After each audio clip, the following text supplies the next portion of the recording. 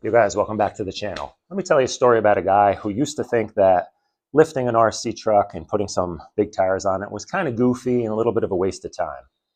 But he changed his mind. Well, still might look a little bit goofy, but stay tuned. We'll talk about it.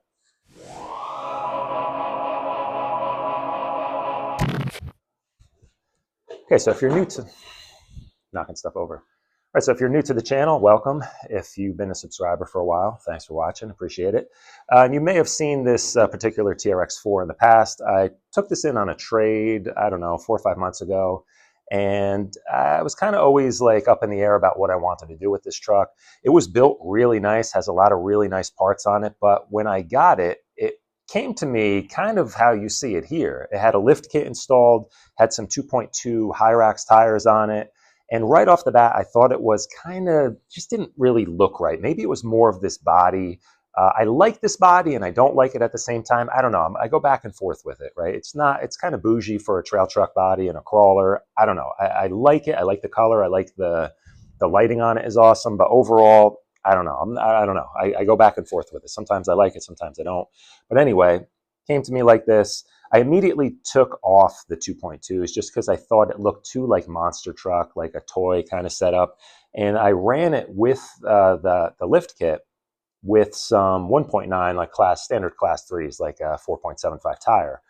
And I liked it. It still looked a little odd because it had a ton of room between the fenders and the tires. So I ended up putting some limiter springs in the shocks and I ran it that way for quite a while. And then I ended up taking the lift kit out and I just put on the standard length links and the standard servo mount and I ran it and I was pretty happy with it. But more recently, we got out with my buddy Matt. A couple weeks ago, we went out in the snow. He had his Traxxas High Trail and he had some Proline black Mambas on it, which is like a 6-inch tall mud tire, really skinny, super aggressive tire. And I was kind of blown away by how capable that truck was and just how much fun it was in those conditions. And it got me thinking like, hey, I essentially have the same truck. If I put the lift kit back in this is essentially a High Trail. And I had picked up these Proline Baja Pro X tires on sale from Horizon Hobbies like a month or so ago. Really cheap, really good deal on those. So I picked up 2 sets of those and I was like, hey, why don't I throw these back on and just run this truck like this, at least for the winter and the spring when conditions are not great. We get a lot of snow and deep leaves and a lot of mud eventually in the spring. So I was like, this could be a really fun truck for these conditions. And sure enough, I was right. And that's what I mean by earlier when I said I was wrong about, doing a lift kit, because my opinion was always that, you raise a truck too much, you raise the center of gravity too much, and it kind of becomes useless as a crawler because it just tips over so much more. But, in the world of, even in real world conditions, you always have to give a little to get a little. So you give up a little bit of your stability when you raise the truck up, but what you get is a lot more clearance. And in the conditions we have now, going through a lot of like deep leaves and mud and water and so on, you really gain so much ground clearance and your approach and departure angle. The bigger tires roll over everything a lot easier than smaller tires do. And you get a good amount of traction with these big aggressive lugs. So for this time of year, this truck just makes a lot of sense. So there's an old adage, phrase, saying, whatever you want to call it, horses for courses. I don't know if you guys have heard that one. And basically how that applies to this would be having the right rig for the right environment. So this is not going to be the ideal setup for, like I mentioned, hardcore rock crawling. If you're going to go out and start doing a lot of really steep, difficult lines, a lot of side hilling, this is not the good setup for that at all. So what it is good for, and what the TRX4 has always been best at, is as a really kind of hardcore trail truck. You can take it out and do a little bit of everything. You can do some decent rock crawling with it, but it's always been the best, in my opinion, as a trail truck because it has a 2-speed.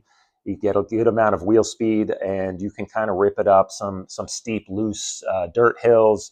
You can rip it through mud. It's going to have the wheel speed to get through conditions like that.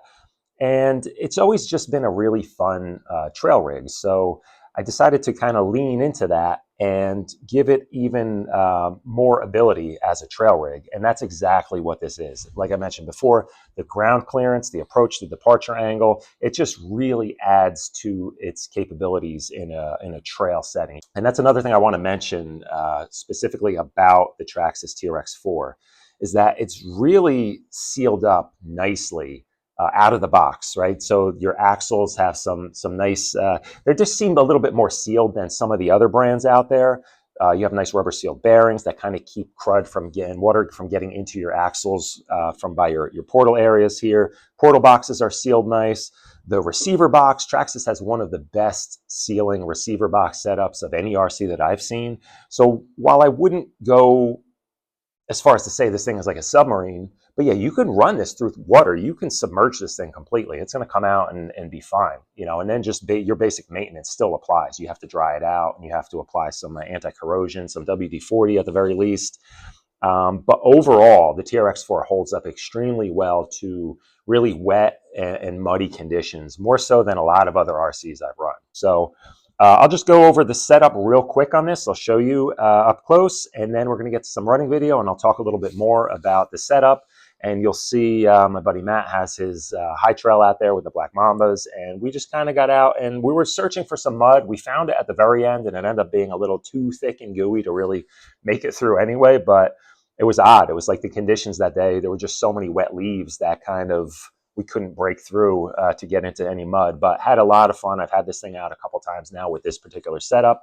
I did have to modify the body a decent amount. I had to kind of cut out the wheel wells here a little bit, the fender flares, just to avoid some of the rubbing issues. You're going to hear a lot of body rubbing going on too, mainly on the back here, but overall, it's not bad. You can kind of just put up with it. I could trim them out a little bit more, and I may eventually do that. But for the time being, really happy with the way this is set up. So let me show you guys a couple things here, and then we'll get to the running video. Okay, setup on this truck real quick, and then we're going to get to the running video. Hobbywing Fusion Pro, 1800 kV, Reefs 555 servo. I do have a little winch mounted up front here. And running 20 weight fluid. Like I said, this does have the lift kit, the Traxxas lift kit in it, which comes with slightly longer suspension links so that when your axles are dropped down as far as they are with these longer shocks, you retain the correct wheelbase. So your links do need to be a little bit longer. It does have the drop down servo mount with the longer panhard bar. That right now I'm running the stock plastic one. I do want to replace that with aluminum, especially running in winter, like below freezing conditions. Plastic gets really kind of weak and fragile, so I don't want to snap that. H-Tech makes a nice one, and Vidavon also makes one. The H-Tech is a little more affordable. I'll probably go that route. They make some legit stuff. I don't have locking, unlocking diffs on this truck. All I have is the 2-speed, running a little Endura 7 kg servo on that. 20 weight fluid in the shocks, the stock springs that came with the lift kit. This thing has a ton of Samix brass on it.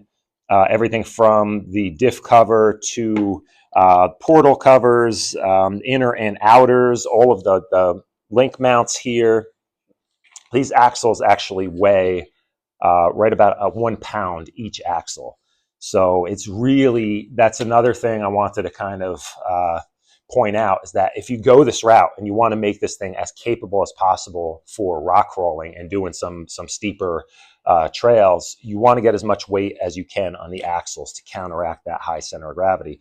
Now, notice I said axles and not wheels. If you're going to be running this in high gear a lot and a little bit higher speed, say like 15 miles an hour, 18 miles an hour, something like that, depending on how you gear it, and you're really ripping this thing through some dirt and the mud, and you're still running a drag brake, which you're going to want for a trail truck and crawler anyway, you don't want to have a ton of weight on your wheels, because all of that momentum, for one thing, it's going to put a lot more strain on your entire drivetrain. It's going to use a lot more of your battery. It's going to heat up your electronics a lot more, but you run the risk of just damaging things. So if you're really goosing this thing in high gear and you have a lot of wheel speed and you let off in the second it hits neutral because it's in crawl mode, it goes into full drag brake immediately.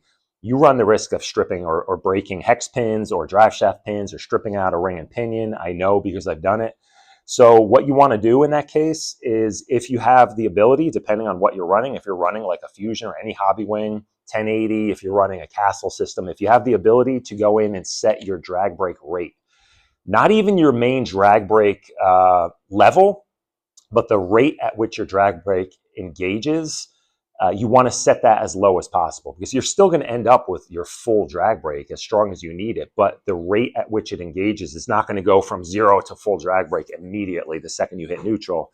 It's going to kind of ease into it, you know, and what that does is it just kind of slows it down gradually, and it avoids any, you know, kind of breakages. So that's what I did on this. I dropped my drag brake setting down to maybe 5, but my drag brake rate is down to 1. So it really just kind of slows itself down nicely. So that's pretty much it, guys. Let's get to the running video, and I'll talk a little bit more about this, and you'll see my buddy Matt's High Trail in there with the black Mambas on. He doesn't have that much weight on it, and you could definitely see the difference when we started doing a little bit more of the rock crawling stuff. I don't know how much of that was in the running video, but you could see the difference where this truck is still definitely more capable in terms of stability-wise. So I think that's very important. You could pick up some pretty inexpensive brass kits for these on Amazon for like $100, and it'll be loaded with brass at that point. So that's my recommendation.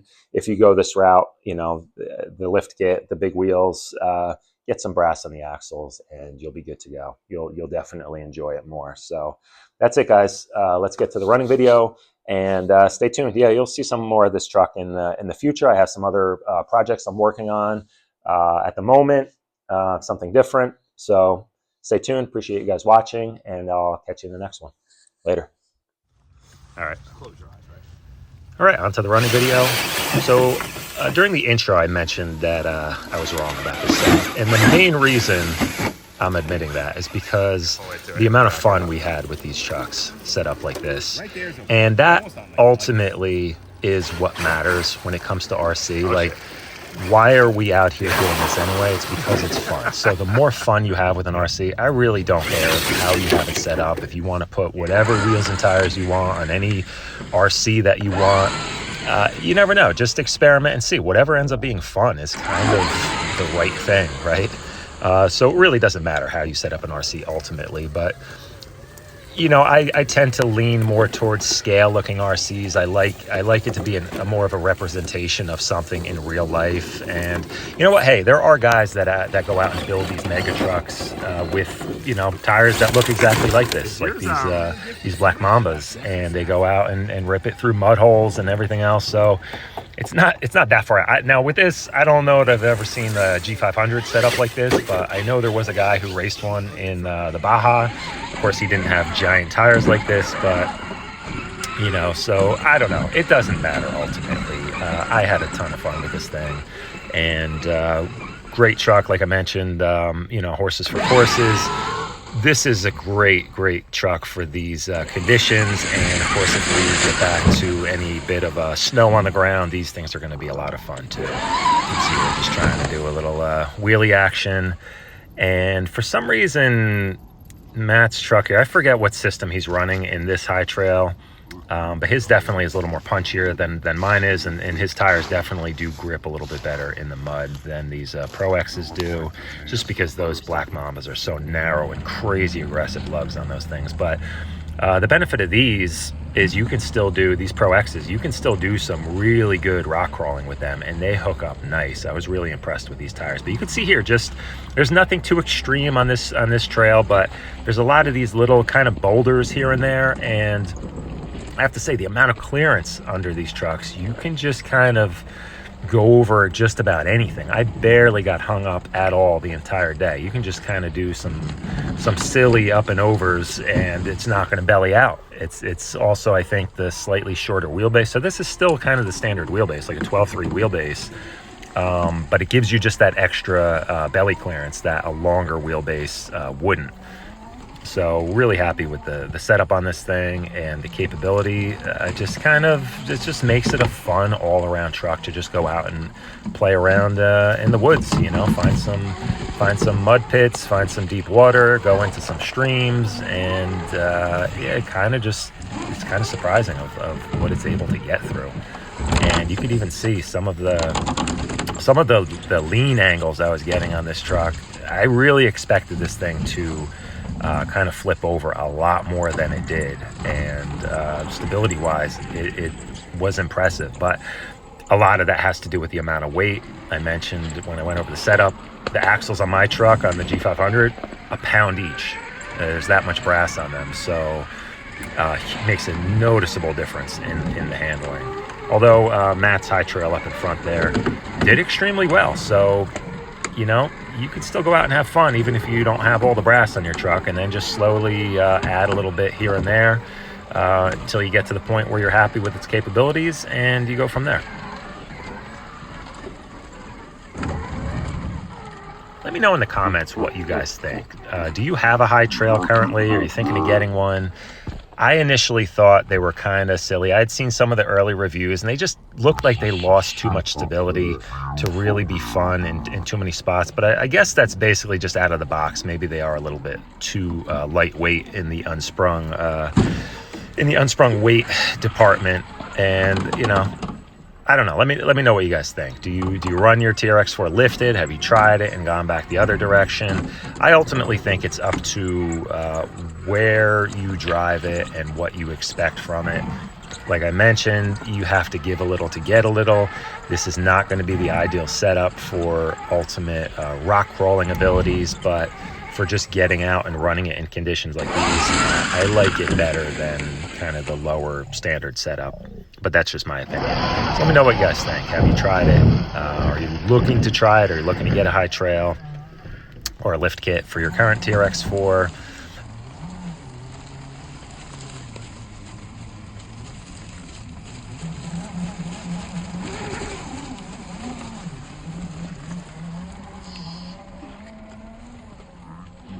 And you can see here, this is what I was saying, that's a pretty significant lean, and the truck didn't flip. So pretty impressed with it, gotta say. This is actually a little bit of ice under the water here, that's why it kind of looks like a floating effect. But now when it comes to maintenance after running in these conditions, you definitely don't want to just throw it back in your shop or your basement and let it sit. That's how things get really rusty and bearings start to seize up. My recommendation, you know, blow it off if you can. If you have a leaf blower, if you have compressed air, blow it off. If you're using compressed air, don't direct it directly at the bearings, because you're just going to blast water and dirt right into the bearing itself.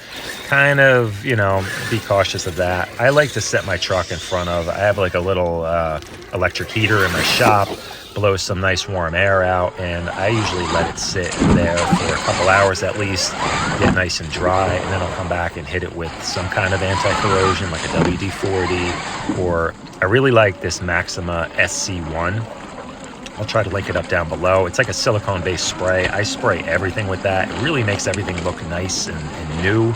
It kind of treats the plastic. It makes it a little bit glossy, but it also makes it a little bit waterproof. It does resist, it is a water-resistant spray. So the next time you go out, it just makes it so much easier to clean afterwards. And it does add a little bit of water resistance to it, and it has a nice smell. WD-40 smells like fish oil to me. I don't know. I don't mind it so much. It works pretty good at what it's for.